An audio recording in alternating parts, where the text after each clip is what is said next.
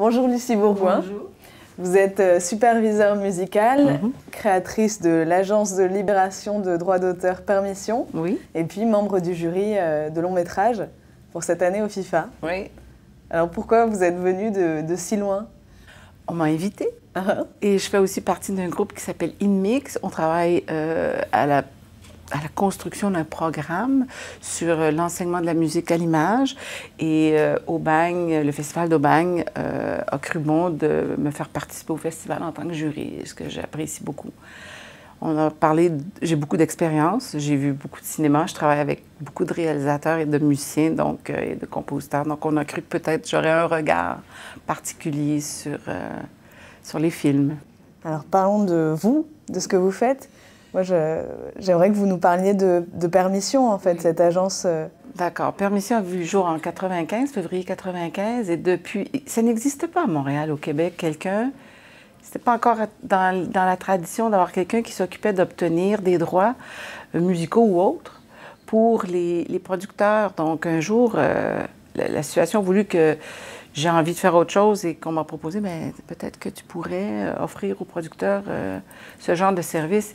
Et honnêtement, ça a été extraordinaire parce que quand on travaille en production, les gens vont être engagés temporairement pour un travail de 3 mois et ensuite ils partent. Mais quand on travaille comme superviseur musical, le temps d'obtenir les droits, d'obtenir les contrats, les signatures et les paiements, ça peut prendre jusqu'à 1 an. Donc, il n'y avait pas de suivi. Il y avait un sérieux problème au niveau de l'organisation. Donc, je suis arrivée à temps.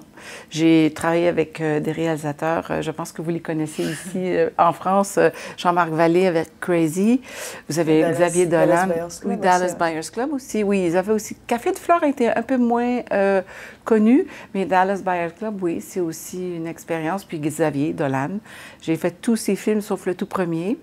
Alors, j'ai travaillé avec Kim Nguyen, Léa Paul aussi, qui est canadienne mais suisse d'origine.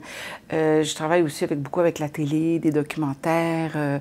Je ne fais pas que de la musique, par contre. Je vais négocier beaucoup. C'est, je dirais, 80% de mon travail. Mais, par exemple, un réalisateur veut faire un documentaire sur un peintre ou des peintres connus, on doit absolument obtenir les autorisations de reproduction des peintures. Donc, ou dans un film, vous allez avoir la marque de commerce d'une compagnie. Ça peut être une figurine comme G.I. Joe ou Barbie. Si on les voit dans une scène, il faut obtenir les autorisations. Donc, ça fait aussi partie de mon travail. Mais je dirais que 80% de mon travail, c'est la négociation d'œuvres musicales. D'accord. Alors, je vais prendre un exemple dont on a, je pense, envie de parler. C'est les films de Xavier Dolan. Oui. Et alors, lui, en plus, il utilise beaucoup de musique populaire, quoi. Oui, c'est un mélomane. Il aime beaucoup la musique. Et ce que j'aime de Xavier, c'est qu'il a une personnalité très forte. Il sait exactement ce qu'il veut. Ça ne l'empêche pas de changer d'idée régulièrement, mais il sait exactement ce qu'il veut. Donc, normalement, quand il écrit un scénario, un peu comme Jean-Marc aussi, ils entendent, Jean-Marc Vallée, ils entendent « Ah, cette chanson irait parfaitement sur cette scène-là. » Et je peux me retrouver avec un scénario dans lequel il va y avoir, je ne sais pas, 15 à 20 chansons déjà choisies. Et c'est sûr qu'en cours de route, avec le tournage et tout, ça peut changer parce qu'il va dire « Ah non, finalement, ça ne va pas du tout. » Mais ils ont des goûts très particuliers, ils ont des artistes qu'ils aiment en particulier, ils font des découvertes tout le temps, ils vont entendre une chanson à la radio « Ah, je préfère celle-là, je vais la remplacer, l'autre. » Et puis, c'est aussi beaucoup une question de coût. Alors, est-ce que vous en parlez de pourquoi est-ce qu'il va mettre plus des chansons déjà populaires et pas de la composition originale? Qu'est-ce qu'il veut faire avec ça? Mais c'est parce ça serait à lui de répondre à ça, mais je pense que Xavier aime mettre une couleur particulière dans certaines scènes. Il engage toujours de très, très bons compositeurs, mais je pense que, par exemple, je suis en train de travailler sur le film Death and Life of John F. Donovan, son tout dernier film, et il y a une scène où la mère et le fils sont assis en train de manger, de discuter, ça joue à la radio. Mais ça ne peut pas être une composition originale, il faut que ce soit quelque chose de connu, et connu qui a un sens avec la scène. Donc, par exemple, s'il est dans une voiture et qu'il écoute la radio, c'est la même chose, mais il y a des moments où c'est tout simplement que la chanson donne une espèce de plus-value à la scène. En même temps, dans Crazy, le père qui écoute Aznavour, Oui, c'est ça? ben oui. Alors, lui, ce qu'il fait aussi, Jean-Marc Vallée, c'est qu'il utilise les chansons pour restituer une époque, quoi. Oui. Ben oui, parce que Crazy, c'est typiquement montréalais, québécois. Le père qui écoute Aznavour, mais qui adore Patsy Cline. Ouais. Je veux dire, c'est... Puis le jeune qui est fini de Floyd. Pink Floyd, et puis des Rolling Stones, et puis de David Bowie. Donc, c'est toujours choisi en fonction du sujet du film aussi. Il faut donner une couleur au film. Mais c'était la première fois avec Crazy que je me retrouvais avec, c'est 23 chansons. Oui, presque aucune musique originale. OK.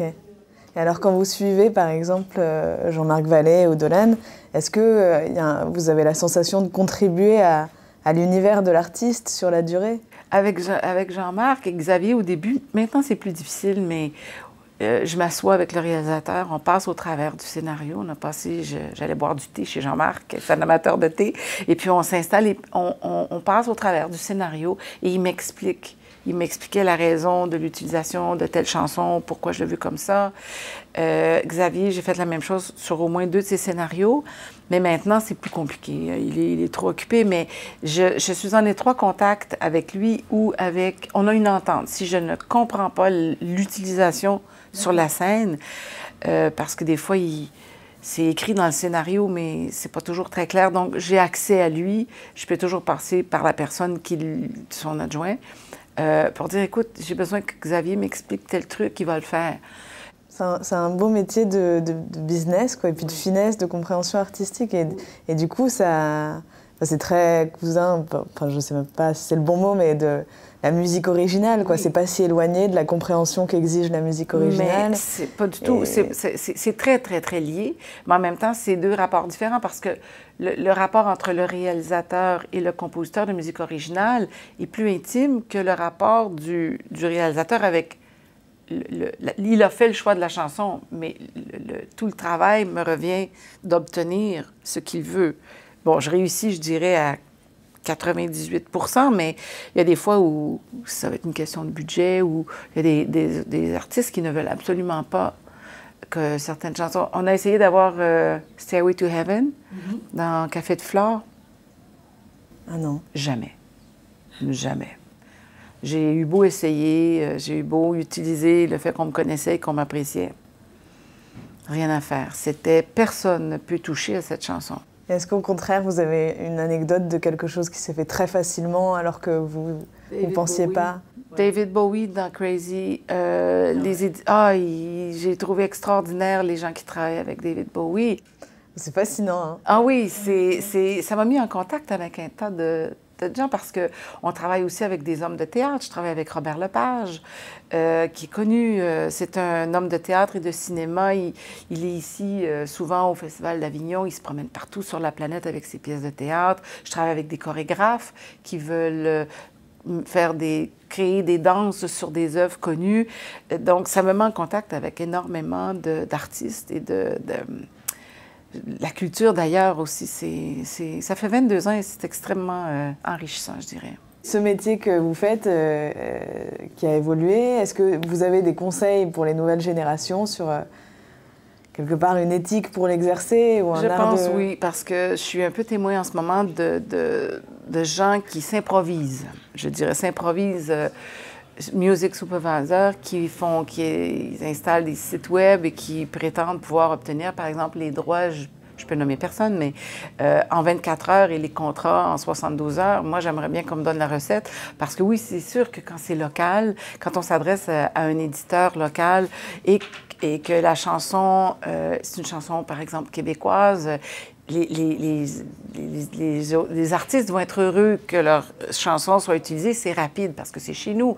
Mais moi, je peux vous dire que même avec l'expérience que je peux attendre jusqu'à 8 semaines avant d'avoir une réponse. Ce que j'ai remarqué, c'est ça, c'est qu'il y a beaucoup de gens qui s'essaient au métier et qui s'aperçoivent rapidement que les promesses qu'ils ont faites, ils ne peuvent pas les tenir. Donc, je suis un peu déçue, mais en même temps... ça ne change rien au travail que moi je fais. Oui. Alors pour finir, peut-être, vous, si vous deviez résumer ce que c'est votre plaisir à faire ce métier, quoi, ce qui vous donne... Écoutez, quand je réussis, quand c'est facile, bon. Mais quand c'est compliqué, que c'est difficile et que je réussis, je crie toujours victoire, mais sérieusement, parce que des fois, ça a été extrêmement, comment je dirais, donc, un peu comme les montagnes russes, vous savez, c'est ah, mon Dieu, est-ce que je vais l'avoir? Puis là, tout d'un coup, tu penses que oui. Puis, mais quand ça a été difficile et que j'ai réussi à avoir une grosse chanson, un prix raisonnable et que mon client est heureux, c'est yes, victoire. Oui, oui, c'est extrêmement satisfaisant. Mais quand on se fait refuser une chanson puis qu'on sait que le réalisateur s'en remettra pas, c'est plus, c'est plus difficile. OK, très bien. Eh ben, merci beaucoup, Lucie Bourgoin. On vous souhaite un bon festival. Merci. Merci beaucoup.